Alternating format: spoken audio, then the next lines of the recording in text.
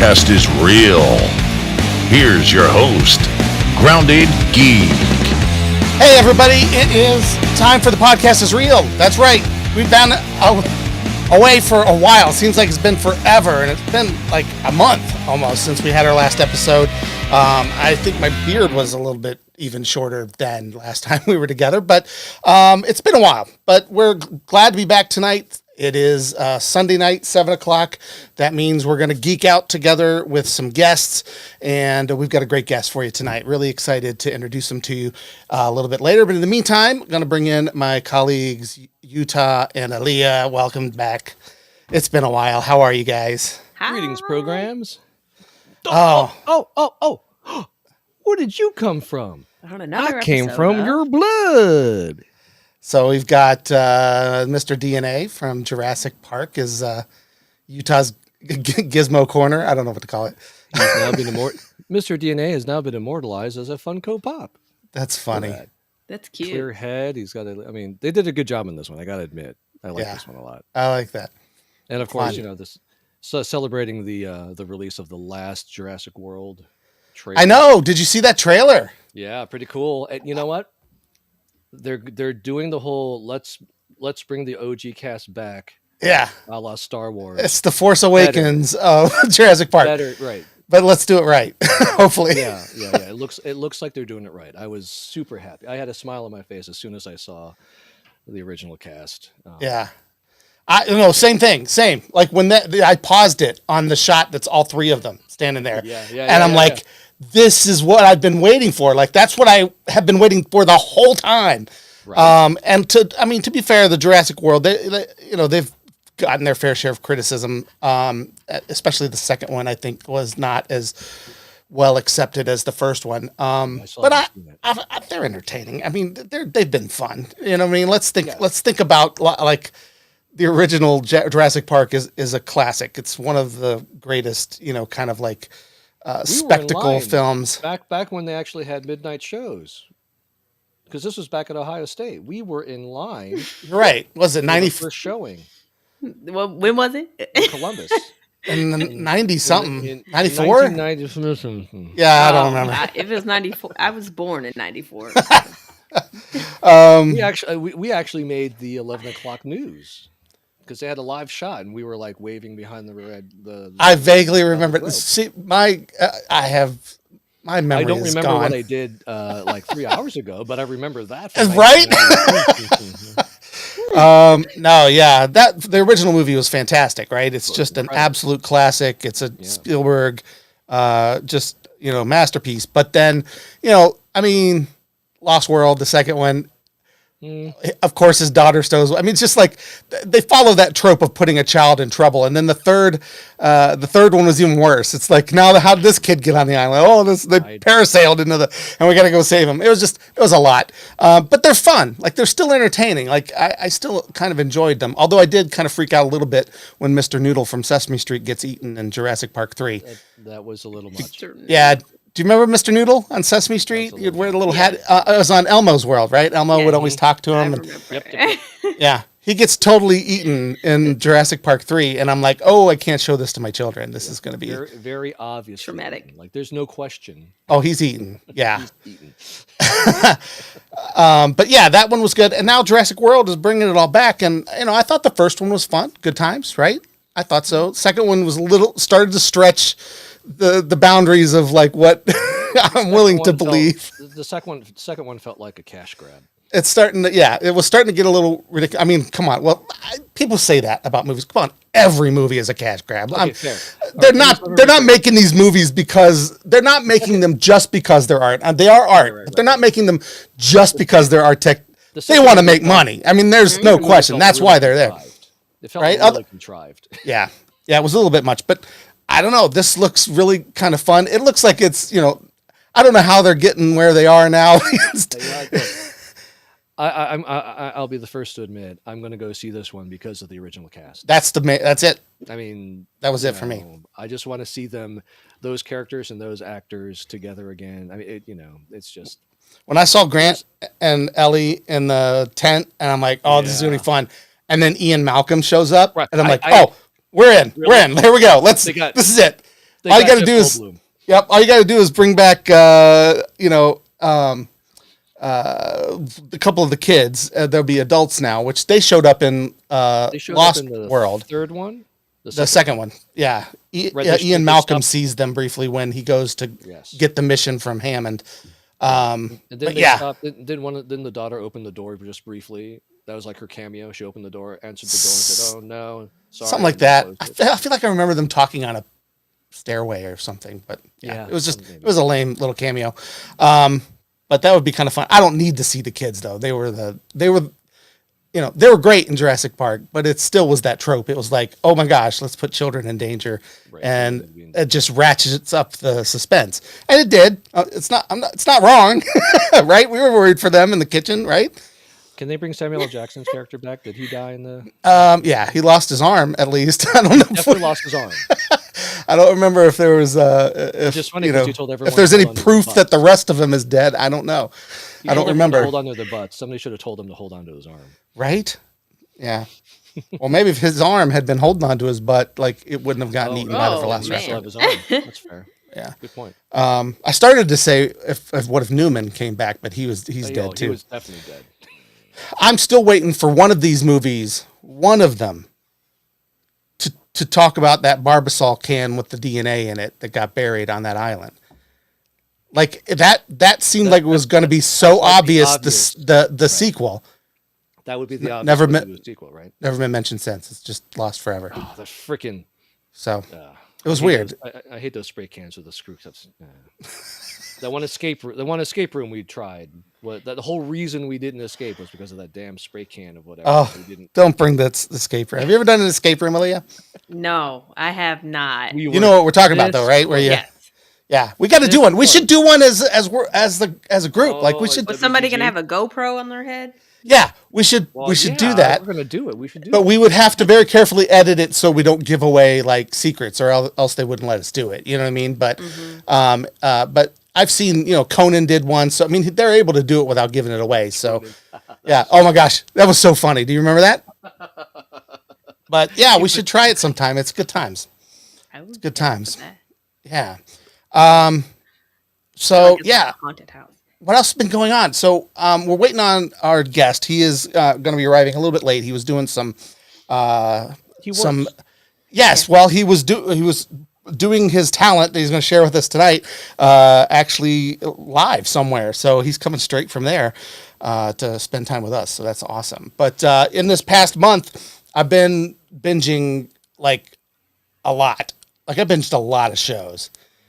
Even in the last couple of weeks, I binged a lot of shows. What? I didn't have a What lot of time to binge, but are you guys watching? I binged the All of Us Are Dead. That was a The good one. Korean zombie thing on Netflix. Yep. Watched all of Boba Fett. Yeah. Oh, that's something that we were doing. We didn't do it with Aaliyah because she's still. We were just having before the show started. We were just talking about finally watching Empire with her and moving through the Star Wars universe with her. So that's going to happen this week. I think we're going to try to make that happen so we can finally get her up to speed. You can watch some of these Star Wars shows on Disney Plus and we can all geek out together over it. It's going to be great. Can't wait. But in the meantime, Utah and I have been appearing on Circle of Nerds on Wednesdays, the night after a Boba Fett episode would come out. The night We of. would recap we would recap it and then talk about it and totally geek out. And it was great. It was a lot of fun. I don't know if you guys watched it. They're still out there. You can go to Circle of Nerds and check them out. Yeah, you were asleep during most of them, so I don't know. No, I thought it was a great time. Even if the show was odd, we're not going to go into it here. But yeah, it was just adequate. it was a weird show. The Yeah, way I it heard kind that. of fell out, came together. But there was a lot of stuff to enjoy, and we did enjoy it. So we talked about that with Circle of Nerds, which gave us the idea to finally, because what's that? I was going to say that's right. There's an idea that's coming up. Well, it's something that we've been thinking about doing since last year, actually, since all these Marvel shows started kicking off, is kind of doing like a little after show type of podcast or something like that. And I've been toying with the idea. And then we went and did the Boba Fett show with those guys. And we're going to do the Obi-Wan show when that show comes out with them. And so I'm like, why not? Why don't we just do it then? Why don't we just do it? I've been talking about it. I mean, they just said, we're just going to do it. So we're just going to do it too. So starting with Moon Knight on March 25th, I want to say is the first day. We are going to be premiering our first episode of the Shawarma Shop. It is that is where the Avengers go to debrief after saving New York from everything. And so that's going to be where we go to debrief after all the Marvel shows. So Circle of Nerds will do the Star Wars shows on Wednesday nights. We'll do the Marvel shows on Wednesday nights. They won't overlap, which is great. Disney's doing that because they want people to stay subscribed for forever. They don't want anybody to binge like all of the shows at once. So yeah, they're staggering each of the, it's like Star Wars, Marvel, Star Wars, Marvel, Star Wars, Marvel. So we'll be back for She-Hulk. We'll be back for Ms. Marvel. Yeah. Whatever else they do, and we may even do a special episodes when like the movies drop, like Multiverse of Madness, Doctor Strange, for that. Which especially that new trailer, right? Yeah, that voice. Yeah. Right? People at home can't see me doing the Home Alone here, but that's what I was doing. Holy cow! Those chairs and that voice. Something's up there, man. I don't know, but I can't wait to find out. And it's one of those things you can't possibly speculate enough on because we thought Quicksilver was in WandaVision. You know what I mean? Yeah. And it's we don't want another Rob Boner. Or whatever his name is. But yeah. So there you go. That's coming. So be sure to follow us on everything: Twitter, Twitch, Facebook, YouTube. All of the fun things like that, and you'll be updated. We'll let you know exactly when that stuff's coming. So, all that said, I am very excited to announce that our guest has arrived. So, I actually met today's guest at the Cleveland Gaming Classic a little bit ago, just last year, where he was performing piano arrangements of classic NES and other video game music. He's even played piano for some Broadway touring shows that have come through Cleveland, and he's super talented. We're lucky to have him on the show tonight. I'm going to introduce him now. Rob 88-Bit Kovacs, welcome to the show. Hey, everyone. Nice to see you. Thank you for having me on. Rob, welcome. There he is. Hello. I also forgot to mention he sports an epic beard, which I am trying to get to at some point, and I'm working on it. How long did it take to get to that? It's just patience. Yeah, you just got to wait. I'm working on right? it, too. A couple, I don't know, a good year and a half or so. About a year and a half. And Yeah. today I'm self-conscious about it because I've been wearing a mask all day, so it's like all indented. Right? Yeah, same. I know. That happens to me, too. That's I funny. didn't have time to was trying to shower look at after it. my last gig, so this is what it is. But Dang. Awesome. This is like a year and a half of Gross. growth on my face. Yeah, Utah's been trying for a while. He's been working on his for a long time. It's pretty amazing. Aaliyah, how long have you been working on your beard? No, I was kidding. Sorry. Do you have? It's the mustache. The women whiskers. The women whiskers. Was that a thing? Is that what it's called? I don't know what it's called. That's what I call okay. it. I was like, is that an actual term? I don't know, but I feel like it fits the women I believe whiskers. it. There are so many women that maybe go get it waxed or bleached There's so many or whatever. bleaching. But they have like the peach fuzz. It's the same thing. It just doesn't grow as in depth as Rob's beard. Which is again, as I said, pretty epic and amazing. In fact, I'm going to make it larger so everybody can see what we're talking about here. But as you can see, Rob's sitting at a piano. Rob is, like I said, an amazing pianist. He is a multi-talented musician, singer, songwriter. You've got your own album out there on Spotify. I think at least one, right? That is not video game related. It's just kind of you doing your music. yeah. I released an album almost exactly a year ago in February. Oh wow! Just my music with a band playing. It's more of an indie rock album. Nice. And it's all under my name. It's all just songs about. It's pretty much one relationship straight through, kind of a concept album. And I've released another album with a band earlier, like 2006, so a good while ago, called Return of Simple. So that's the only like non-band stuff that I've released. I gotcha. That is on streaming services and stuff. Well, tell us a little bit about how you got started playing music in the first place. I had a piano growing up, and I had older siblings who played music. My older sister was like 12 years older. She'd played piano, and she knew a few songs, and I would love it, and I would like dance around. And so I credit her with inspiring me to want to learn how to play piano.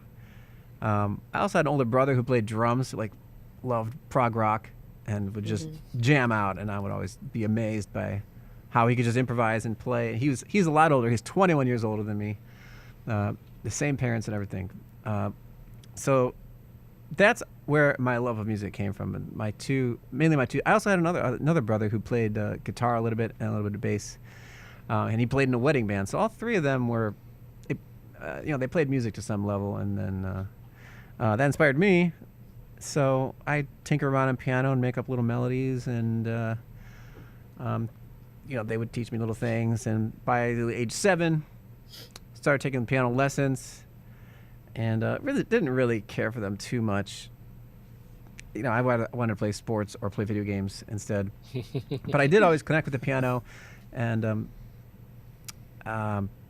really connected with it, and started writing my own songs at 10, like my little piano songs. Like, wow. We're talking like Kenny G type stuff and Yanni. Like that was there you go. Axel F. That was the inspiration back then. Axel F. Classic. Whoops.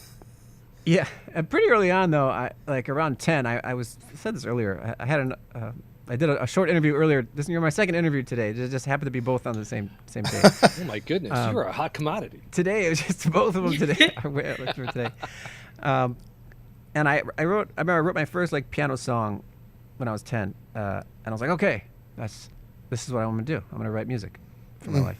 So that's not very common, but I've kind of been working that way ever since. I've been in bands in high school. I went to college for music. Got a degree in music theory, not because I wanted to be a music theorist, but just because I liked composition. I liked performing on piano. I also liked theory, but I just wanted to learn as much about music as I could to really be a better songwriter and performer. Awesome. And so you mentioned that you often the video games and the piano would compete for your attention. At what point did they merge? Because that's what you're doing now. Well, before they merged, they split. So when I was 14, there was a big mistake. Probably the biggest mistake in my life. I was remember 14. I was taking lessons now with a teacher at the Cleveland Institute of Music. I was a freshman in high school, and so I was like, all right, I got to take music seriously, and I'm going to sell a bunch of my video games. So I had like a bunch of Nintendo games, and it was the cool thing to do was to sell your Nintendo games now, because they didn't work anymore, or they stopped. You had to blow in them to try to get them to work, and then they stopped working. And the Super Nintendo was cooler. Yeah, and computer games were getting way better graphically, so I was like, all right, I'm gonna sell almost all of them. I couldn't sell them all. I kept like my favorites, like Mega Man 2 and Zelda, and like some multiplayer games, like Double Dragon 2 or World Cup Soccer. Yeah. But I sold like the boxes and everything for like $2 each. Oh wow! Oh, you had the boxes and the manuals and everything. Oh yeah, I kept everything. In nice. Got to keep them in condition. Yeah. But so they all sold at a garage sale really for nothing. And really, they were originally listed for $5, and he wanted to buy them all, and I said, "Here, I'll take them for $2." Wow! What am I doing? So the thing was, I was going to focus on music, because games at the time were still just toys. So as you're getting older and becoming like trying to become an adult, you want to shed your toys, at least back then, and so that was the thinking. Like, I'm going to focus on music. So I regret that very much, and so by the time, especially if you take a little peruse at eBay any time of the day, yeah. See how much those games are selling that for now, right? Right, not $2. I know, dude. Oh, I know, because now I collect games, and the reason I collect is because when I moved here, it's right by a game exchange, which is like right across the street, or just the exchange. and so I can walk in there. Yeah, and buy. So I wanted to buy back the games that I sold, which is how it starts. That's how it starts for a lot of collectors. That is how it Try starts. to rebuy the games you had as a kid, and then it doesn't stop there. You just keep on. Oh, let's try this game. My friend had this game. This was cool. I never had Mega Man 1. Let me try that. That'd be fun to have. And then, you end up with 400 games after 15 years or so. So what are your consoles then? What do you have at home that you're playing on? I have an NES, I have an SNES, and I have an Oculus Quest. Oh, nice. That's it. So no GameCube. You didn't move past the SNES. Is that like the classic kind of era for? I feel like it is to me. Yeah. At least the Super Nintendo, especially. Like it was really, really big, and it may have just been how old I was at the time that I remember it being so. But yeah. I mean, I grew up with an Atari, so that's how old I am. I mean, I had an Atari. My sister had an Atari too, so that was we had an Atari, but then like I got an NES for Christmas, and like there's that movie that's coming out. It's like, oh man, that is I am the audience for that movie. Like The Wizard, the Christmas movie. Yeah, well, the Christmas movie that's coming out. Oh, the Christmas movie that just came out. Yeah. Oh gosh, yeah, it's so good. Yeah, I mean that's the best. So I was 6. And Santa brought a Nintendo, and he freaked out. It was the best. It was unbelievable. Like, oh my gosh, I can't believe I got this gift. It seemed just such like a huge thing, and so that was what I grew up on, NES, and then eventually the SNES, and that was it. But like I said, I tried to focus on music, so I didn't buy any consoles after that. Oh, that's true. That makes sense, right? So the Super Nintendo was the last thing, was your last journey into video games. And that's when you took the path through music. Yeah, and I played some computer games too, like SimCity 2000 was a fun one. Oh, jeez, I wasted so much then time on SimCity. One of those, loved that game. A bunch of the Sim games. Like I had Sim Ant even. Like there's so many weird Sim games. I know, it's crazy. Oh my gosh, that is a blast from the past. I remember that. Sim Ant. Yes. That's hilarious. They made a lot of offshoots. Sim Copter. Yeah. What else? They have Sim Isle. It was the island one. There's so many weird ones. But to get back to your question, like how did I get back into video game playing? So, or playing, marrying the two, music and video games. Two-part answer. So in high school, I had a band, and my friend was like, hey, check it out. And he like downloaded like the music to Super Mario Brothers. And it was just like three stabs with each individual line. I was like, holy crap, how did you get this? This is like 1999, so this is like pretty early. Yeah. So like, that's so cool. So my band we did an arrangement of Super Mario Brothers in like 1999, which is pretty early. And like everybody flipped out. That was our biggest hit every time we ever played a song. So that was my foray into playing video game music live. And now doing the piano stuff, that came back in 2010. There were some YouTube videos of video game music where, people would kind of tinker around and like play like the melody of like a Mega Man song, but it really wasn't. It was just literally like a crappy camera video and then barely playing the melody, and it would get like 100,000 views, and it's like, this isn't even doing the music justice.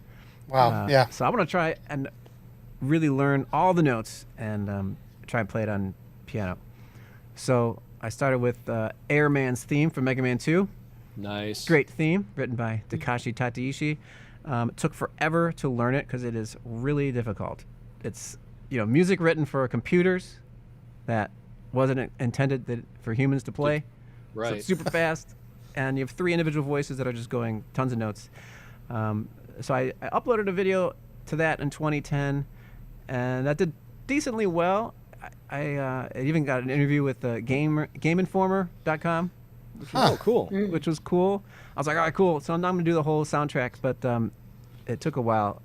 I still haven't done the whole. I'm still working on the soundtrack. But it wasn't until it wasn't until 2018 where I like picked up this project. I was like, okay, now I'm going to focus on actually doing some of these video game arrangements, and came up with the name 88-bit, and then that's how that project started. Awesome. And is there an origin for the 88-bit? I mean, no 8-bit, but is there some connection there? Yeah. So there's 88 keys on piano. Yeah. Gotcha. That's what it Love is. that. That's a very clever name. I love it. Yeah, so Awesome. we refer to the 88s or the 88 keys, and so that a full piano has 88 keys. So that's where the name comes from. 8-bit music on 88 keys. That's I That's saw that fantastic. on the website. And I think you mentioned something. You make a good point, because a lot of people just assume, oh well, it's 8-bit music. You only have a limited amount of voices and time, whatever else. But like you said, they don't have to worry about the physical limitations of playing that melody or that music on an instrument when you only have 10 fingers to do all that. And so to be able to translate that to an arrangement that's playable on the piano is, I find amazing. I think that's incredible.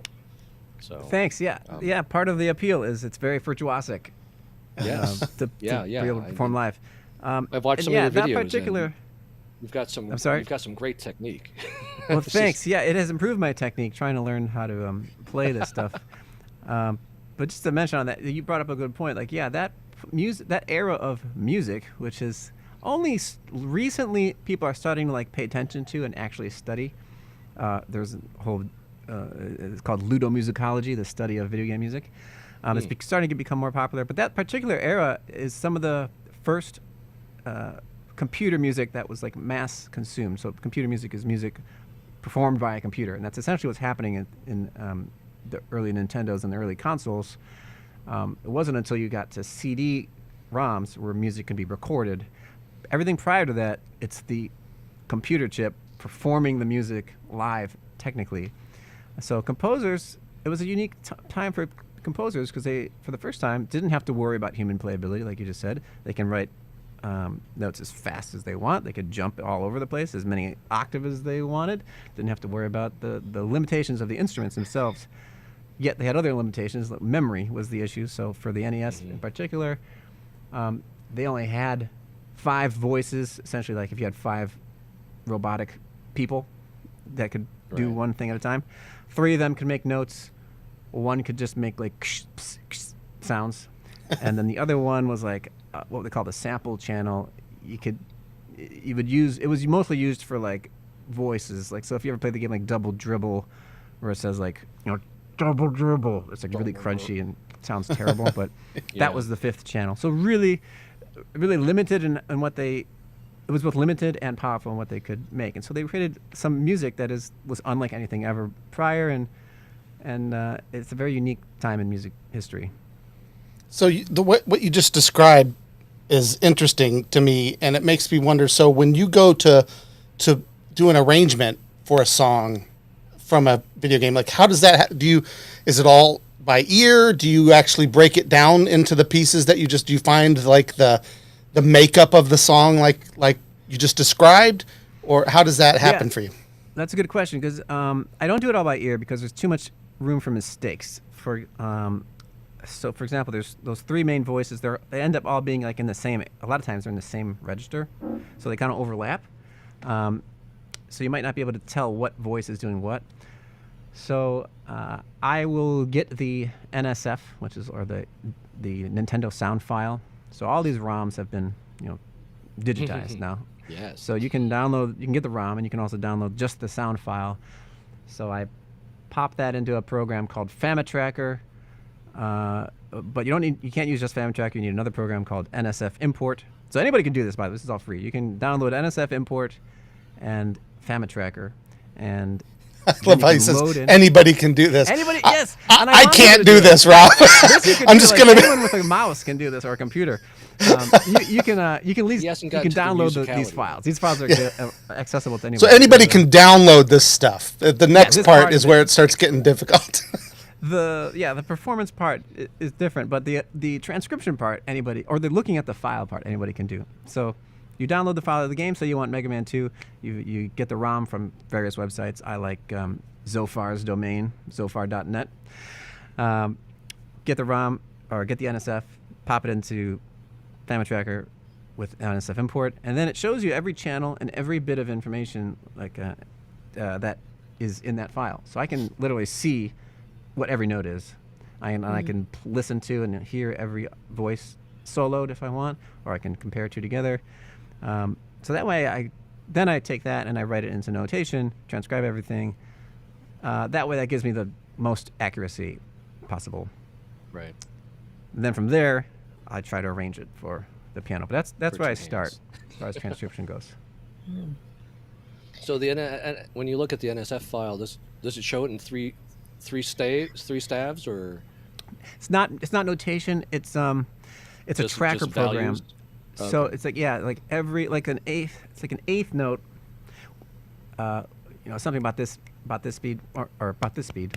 Bop bop bop bop bop. Every one of those little bops is about 8 lines of code. So that's how fast it tends to Wow. move. Okay, that's And then a they lot. can put a lot of things in to vary the sound, and you could see all of that as well. But so it's not notation. It's just lines of code that are.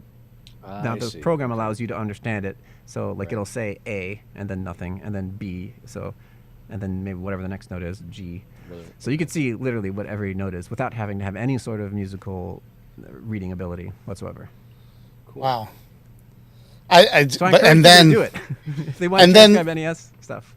so do you fine. then transcribe it into?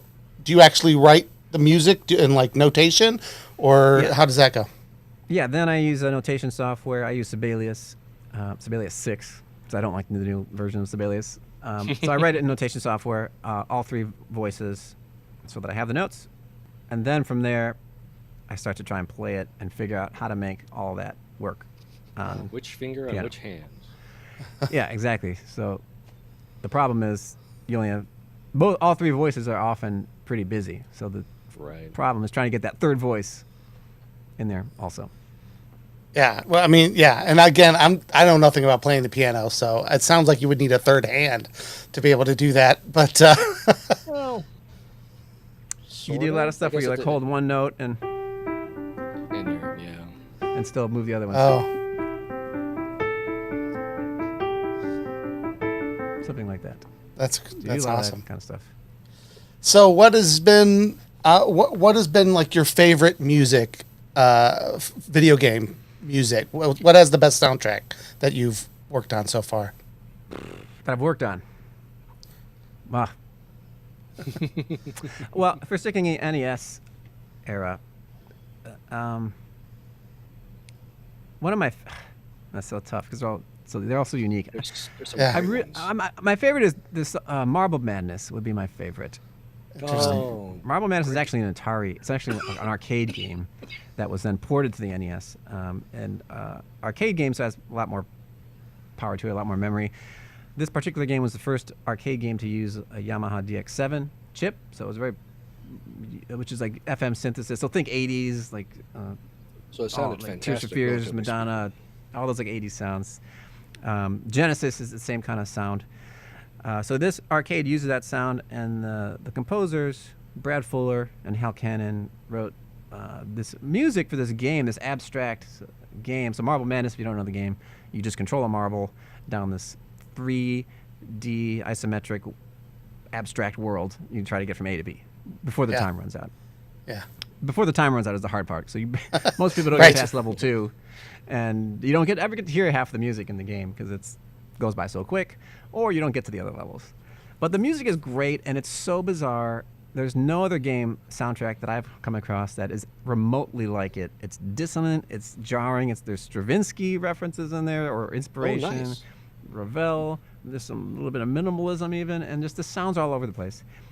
So I love that soundtrack, and then for the NES, another famous composer, David Wise, who worked for Rare, he was the one tasked with taking the arcade version and like compressing it down to work on an NES, which has a lot more limitations.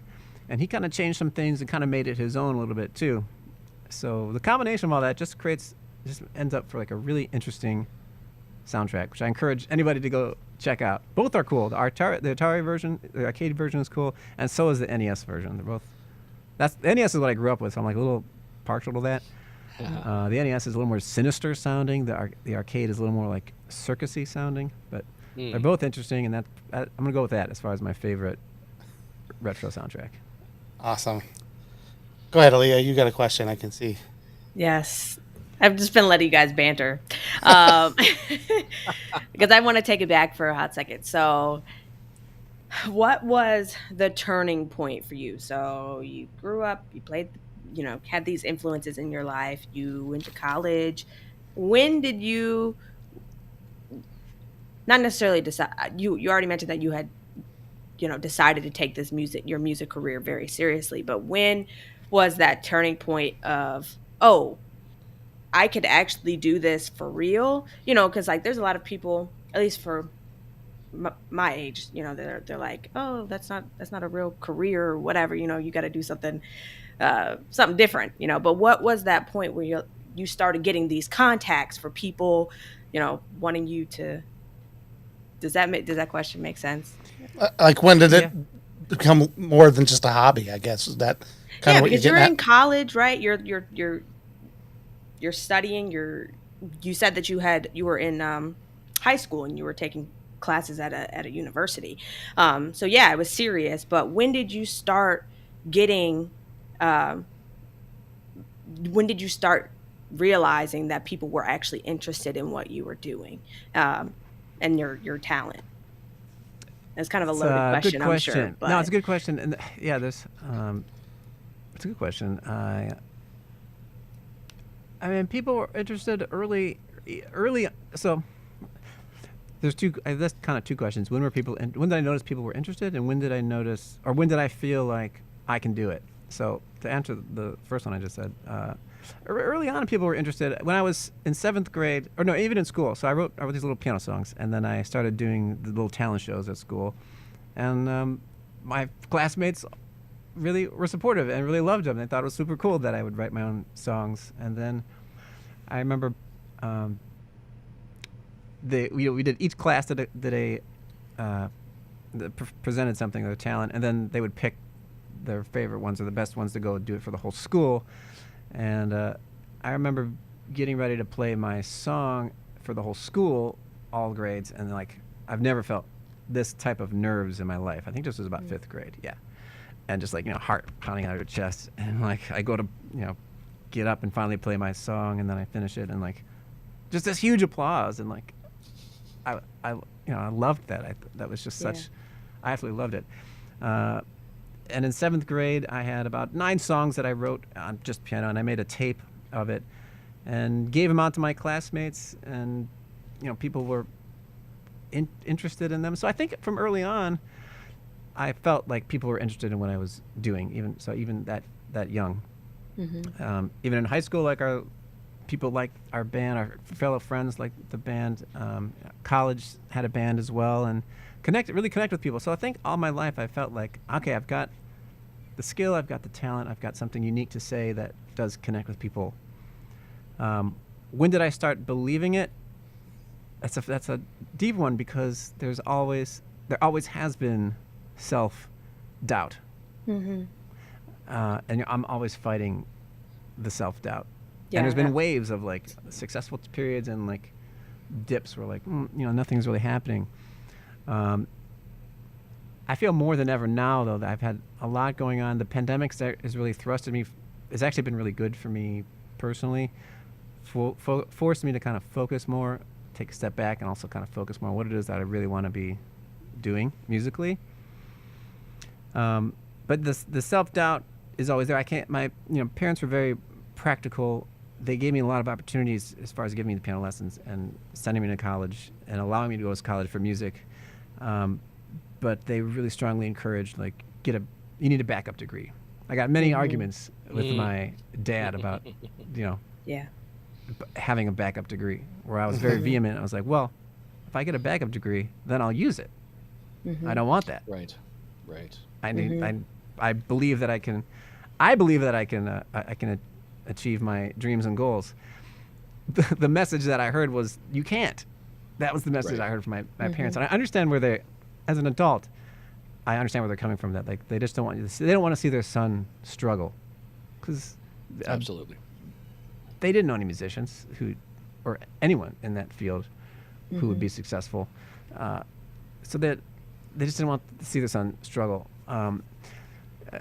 Unfortunately, the message is also that you can't do it, is what you hear from your parents, and as a kid, like that's tough to overcome. So That's something that's always there, and I always try to fight the self-doubt. But the more that I do, the more that I talk to people. Being on Twitch has been a great thing. Being able to reach all kinds of new people and people actually responding to the music I'm making. Being on your show right now is all such positive reinforcement that helps me believe more and more that, yeah, I can achieve the goals and dreams that I have if I just keep pushing. That's awesome. That's awesome. Yeah, That's good yeah, advice that for is. folks too. Yeah, it's Yeah. great to hear because I'm in the exact opposite situation. And I went to college. I wanted to go into music as well. And my parents did the same thing. They said, you can't make, we don't. They basically said, we don't think you're good enough to make money as a musician. You should go into engineering or whatever. I ended up going into engineering, and now I sit here in the attic with my pop culture stuff. So, Yeah. so And good play for you, the Rob. ukulele. Right, and now I pick up the ukulele. So good for you, Yeah. Rob. It's awesome. Yeah. It's awesome that you're doing what you like to do, and that means a lot. Well, it's also awesome that you knew from a very young age. So there's a lot of people that don't know. You were one of those kids that was like, oh yeah, I found this. This is what I'm gonna do, and you stuck with it. So that's uncommon. it's pretty amenable. To Thank you. Yeah, no, I'm aware that that's uncommon. Most people don't, and I don't think you need to have I think anybody can be a musician or be an artist at any point. Decide to be that at any point in their life. I certainly felt I decided pretty young, and have been reminded repeatedly that when I am not creating music, so I love performing music and writing music. Those are what I love to do the absolute most. When I'm not doing that, or if I'm doing music that's like not really meaningful to me, like if I'm just like playing like background music, and I was doing like, even in high school I was doing like background music gigs for craft fairs or little things like that, and that didn't inspire me at all. It kind of took the music out of the soul out of the music, and I knew that I don't want to do that. And when I do that kind of stuff in the past, I just felt terrible. I felt bad, unhappy, and it wasn't until like I got back into doing a concert of my own music or doing something I feel passionate about that I felt really connects with people that I felt happier again. So there's no like not doing music. There's no choice to not do it if I want to be happy in my life. It is part of who I am. Wow. How Taking a many while to accept instruments? Yeah. Oh, sorry. How many instruments do you play? I play, I can play drums, a little guitar, bass, and sing. And piano's the main instrument, though. Well, I just realized as you were answering that last question that behind you there are a bunch of other pianos. It looks like, right? Like how many pianos are in the room that you're in right now? 9. I think there's 9. 9? I'm like, One, either two. you have a lot of pianos or you're doing this interview from a piano store. Yeah, no, this is my room. Yeah, I think there's like 9 in here. 1, 2, 3, 4, 5, 6, 7, 8. I think there's 8. Oh no, 9. Yeah, there's 9. 9 different Nice. keyboard instruments in this room. Keyboard right now. instruments, right? Because there's So- an organ back there, and Yeah. And so you just like the different sounds, you just decide this is what's going to work for this song, and that's why you have them all. Yeah, just like any composer, he has wants different sounds. So the piano's its own thing. That's another piano that I've just had behind me. Where is it? There. That I've had for a while. My college band, we would tour. Well, we would take that to shows. We would put it in a van, and because I didn't like playing the wow. keyboard, so Yeah. Take the whole piano. yeah, it was good. is that a console Good piano? workout. What was that? Is that a console piano? Upright? What is that? It's an upright. Yeah, it's an upright. It's I don't know how about 300 some pounds. So two people Yeah. could do it. God.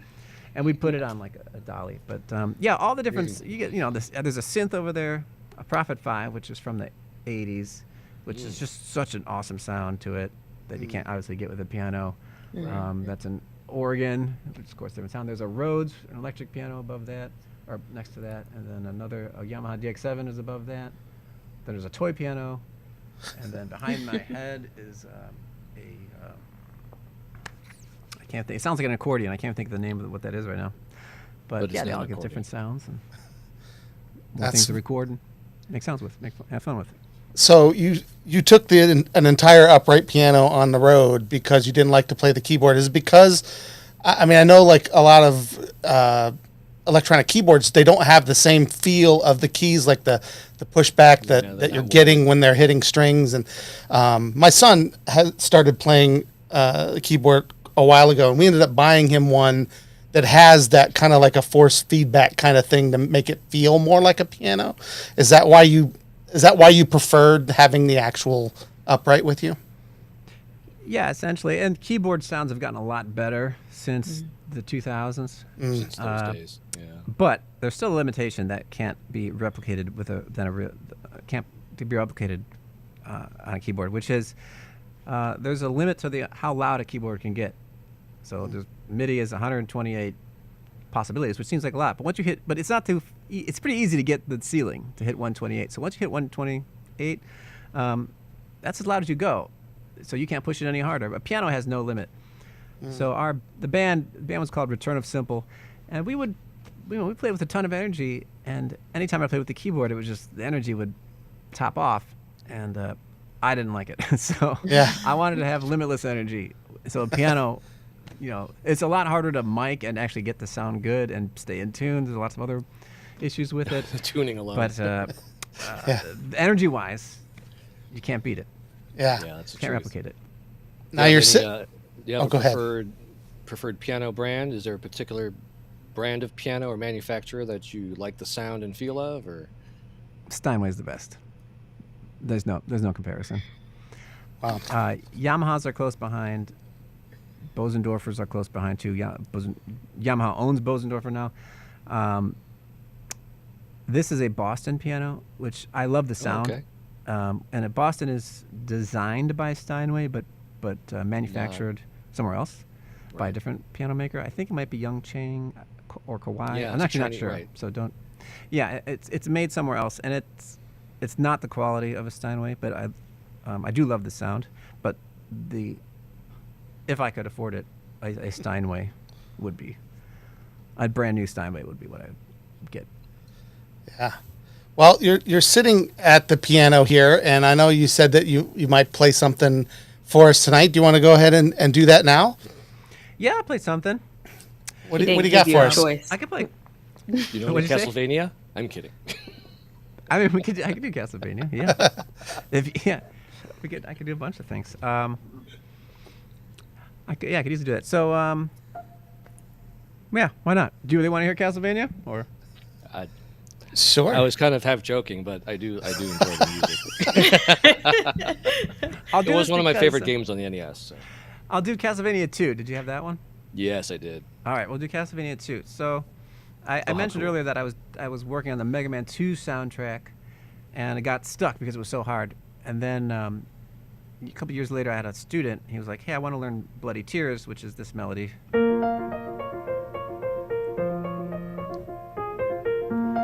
And so we came up with an arrangement that he could play, and I was like, man, I bet I could do something cool with that if I just take all the voices and put them on piano. And I kind of whipped up a version for that, and then this song kind of really inspired the 88-bit concept, where I was like, I could just do a bunch of Nintendo games. I don't have to do just Mega Man 2. Let's just do as many as I can. So hopefully you can hear me okay. You can hear this okay, yeah? Yeah. Yes. Oh, yeah. All right, I've got it mic'd up and everything. So this was really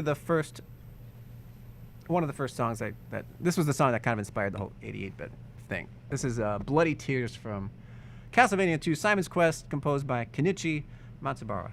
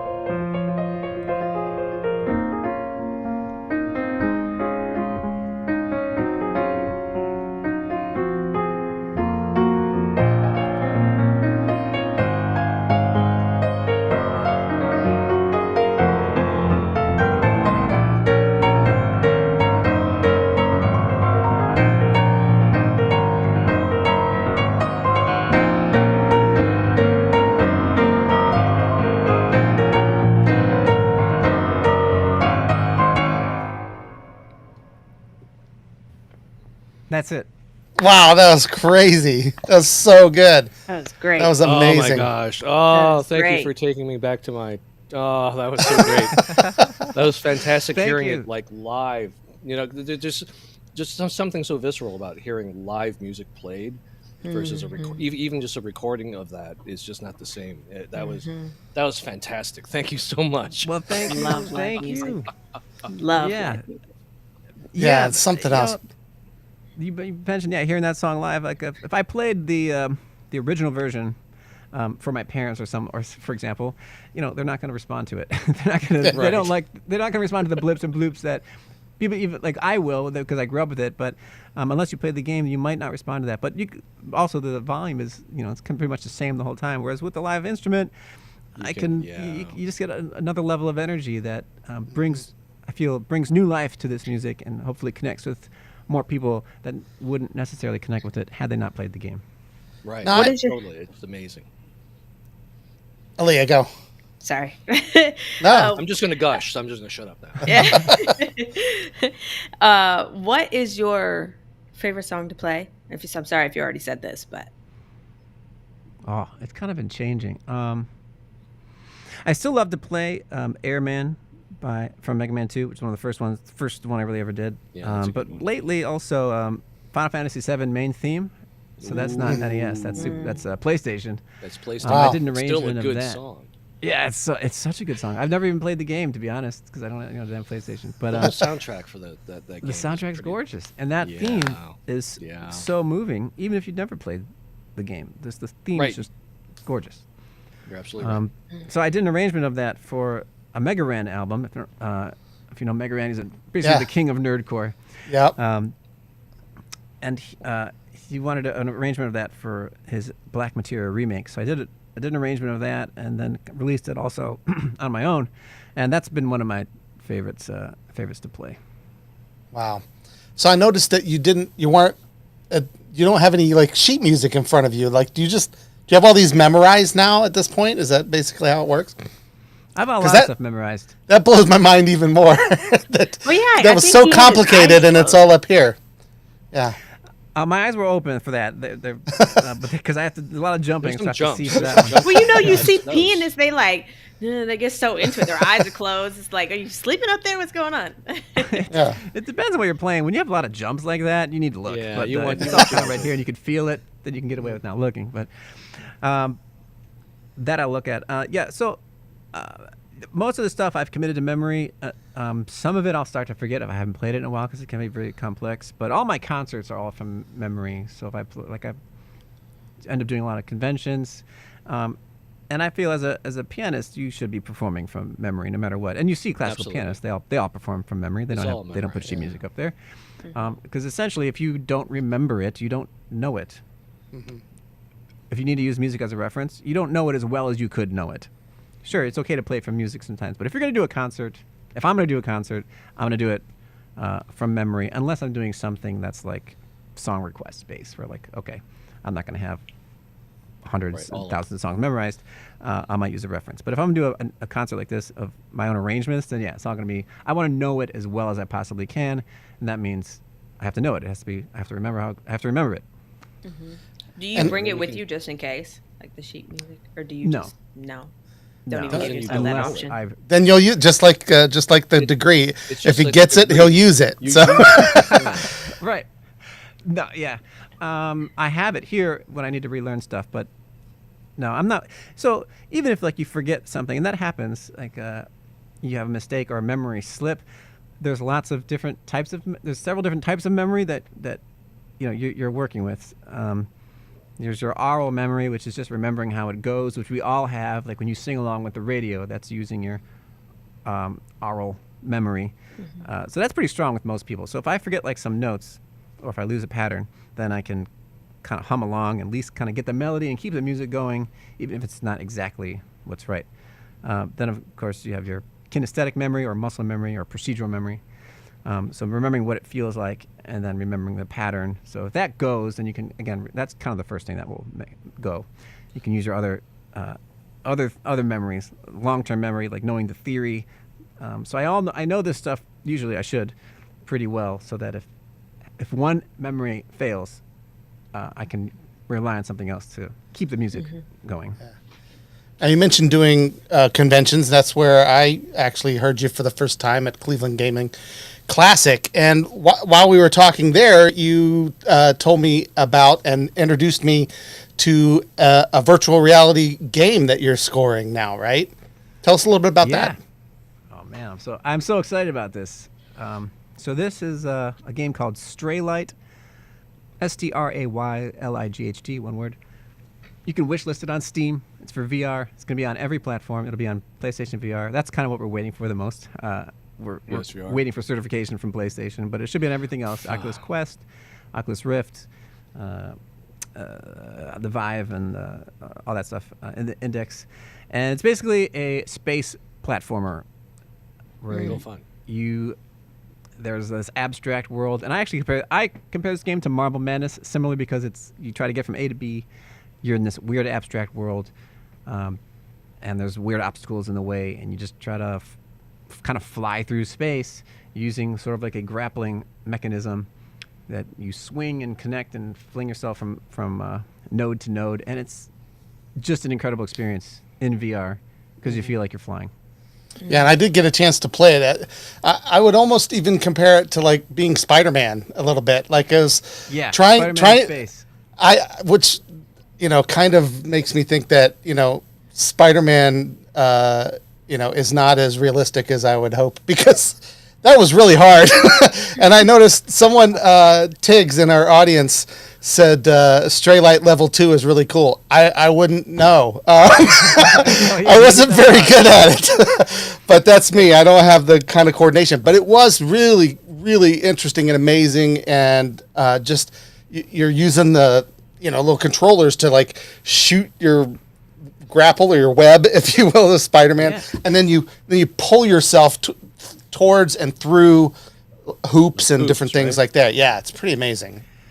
Yeah, it's super fun, and that what you're describing the mechanism that is what's kind of difficult about the game, and that's what makes it fun. The movement of it, the controlling the character, which is you don't get that in video games too often. Like a new way to move. It's pretty, you either have a joystick or a button, and you press up and the controller moves. But VR allows for like this. Again, it's like the Wild West of video games to me. It allows for creativity in areas that you haven't seen creativity in video games for a while. Yeah, and I compare it to Marble Madness. Marble Madness was the first game that used the marble. Trackball, which very was different. A new way to move your character. Yeah. Similar, we have this kind of thing in StrayLight where, movement of your arm is what speeds you up. Yeah, it's very satisfying when you get on like a little run. Like I was like, "Ooh, I'm getting through a bunch of these," and then I would lose it. It's fall, But it's very satisfying when you're doing well at it. But I wasn't, and I gotta say that's probably only the second VR game I've ever played in my life. So I wasn't completely sure what I was. So I'm just going to use that as my excuse for how poorly I did. Yeah. But tell us a little bit about where the inspiration comes from to compose a soundtrack for a game just out of whole cloth, right? Yeah. The inspiration, well, I'll tell you how I got on the team in the first place. There was these two guys who were doing a global game jam, which is basically a 48-hour event that you try to make a game from scratch, and you have 48 hours to do it. So they were doing this, and then a friend of mine who I'd worked with on short films for a similar project called the 48-Hour Film Project. So the same idea. You have 48 hours to make a film from scratch. I would score the films for those. He brought me on board for this game to do the music for the game, and he also brought our director who did a lot of the movies. He came on board too. So the five of us have been working on this game now for about 4 years. So the inspiration for the music part came from a couple places. We kind of started with an 80s theme, like thinking like 80s kind of graphics and like Tron type colors and things like that. Yeah. So I was like, all right, well, I've got this 80s synth, this Prophet 5. I'll use that for the soundtrack. And then the game itself is, it has changed since the beginning, but the main concept was always there. That it was basically that mechanic, flying through space in VR. With no, you have no ground, really. You're kind of just floating. So musically, you can recreate that in several ways. My way of doing it is I'm getting a little bit of music theory, but like you kind of have no tonal foundation. It's kind of tonally ambiguous. It's you never feel like you arrive. Like it's something like this. Like I hit that last chord, and it feels like okay, that's over now. So you never get that. You never get that feeling that it's over. It just kind of keeps looping.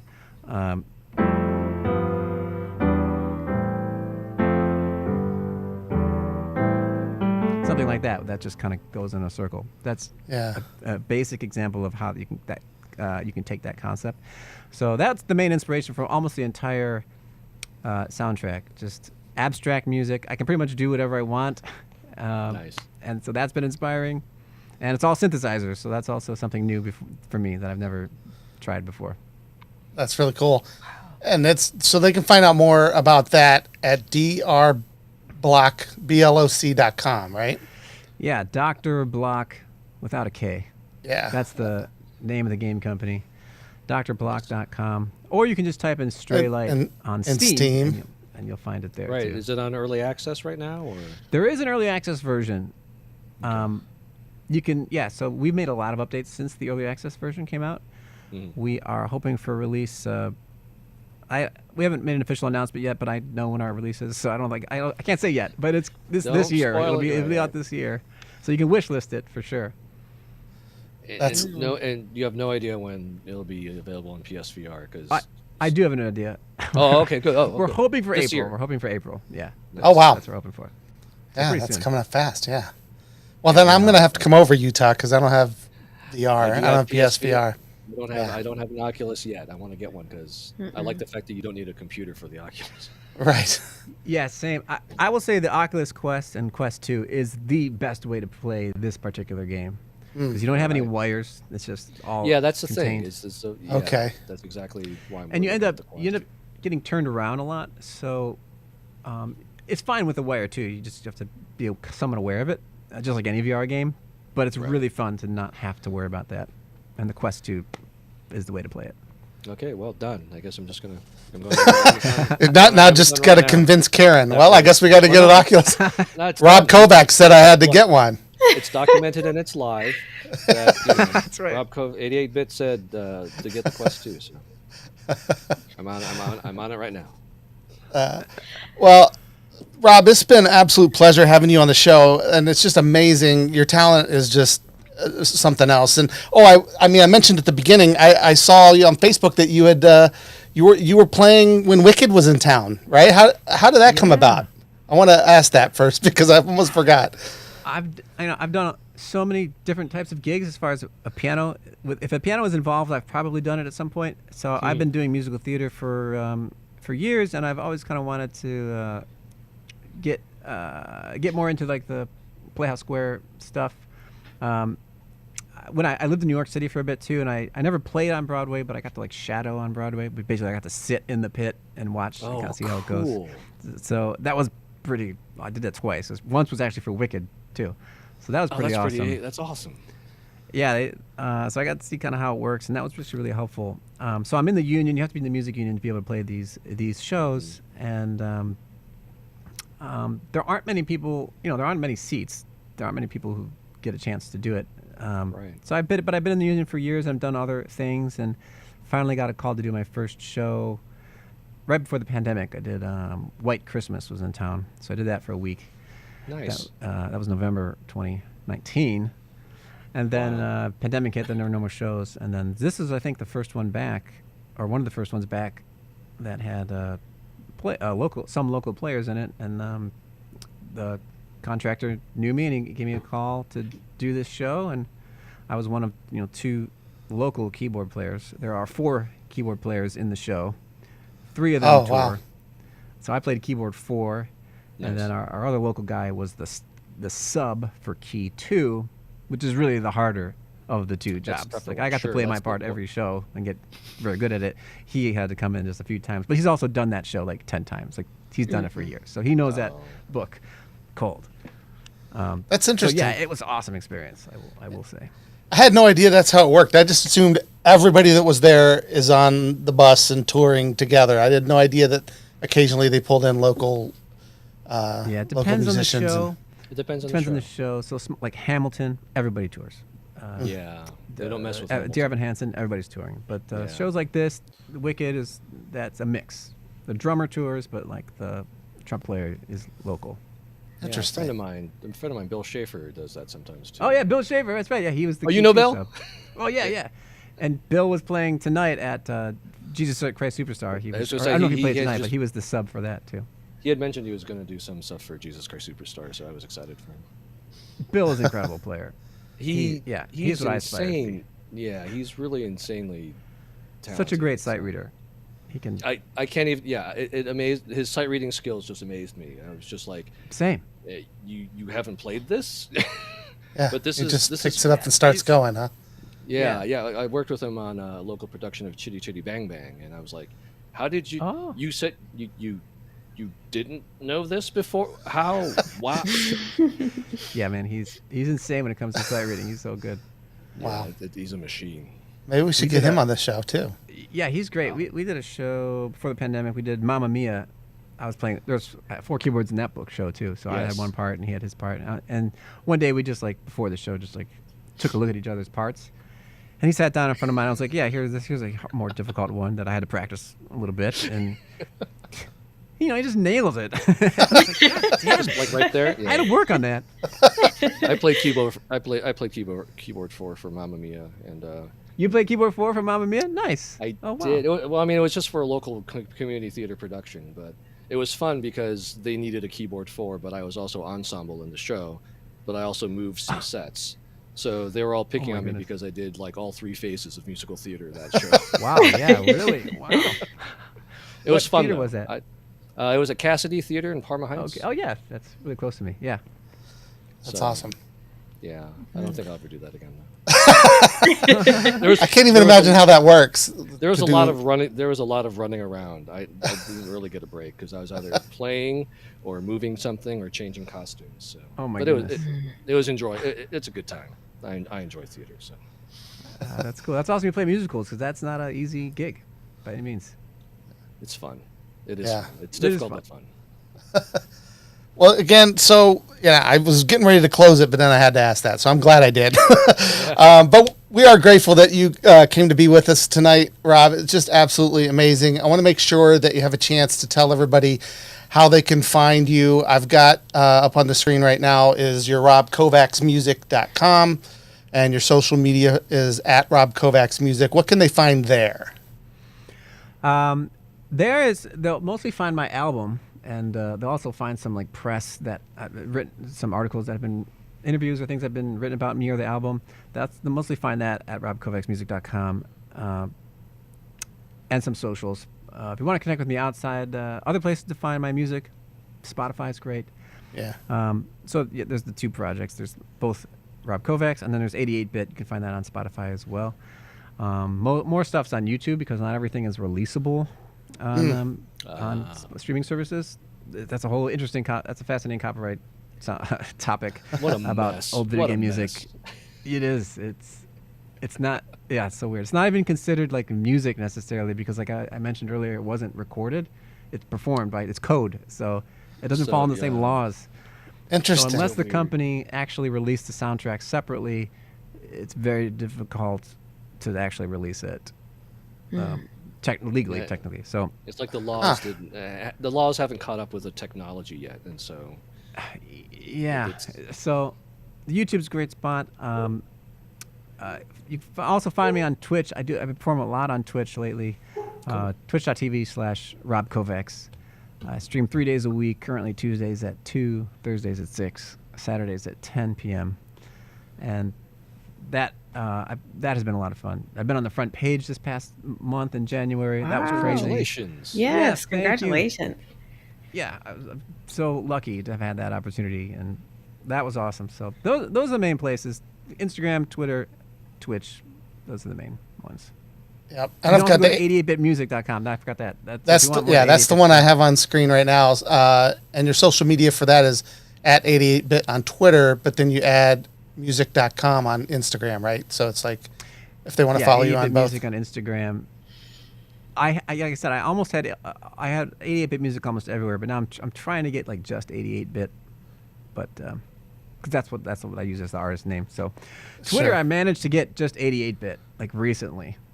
Like the account was already taken, and then it went dormant long enough where I could like grab it. Yeah, Nice. snatch it up. Good. Awesome. And then so we wanted to share your patreon.com/88bit. What can people find there? Yeah, I started the Patreon at the same time I started 88-bit, which has kind of helped push this project or keep it alive, really. So they can find. I give out all my recordings, anything I do under that name, whether it's a collab or solo. I send that to all the patrons. $5 and up, I'll send out the sheet music. That's currently the only place that I share the sheet music of my arrangements. Oh, And really? you can also $15 and up, you can get in the video. And then other just like kind of random stuff I'll put on Patreon. But that's really the best way to support the 88-bit project. Nice. Patreon. So if you like what you hear and you're enjoying that, that's a great way to stay apprised of what's going on with Rob. Again, thank you so much for being here. Again, absolutely amazing. We hope to have you back again in the future. If you drop any new albums or anything like that, make sure to let us know. We'd love to have you back to talk about that. I will. Thanks. Thank you.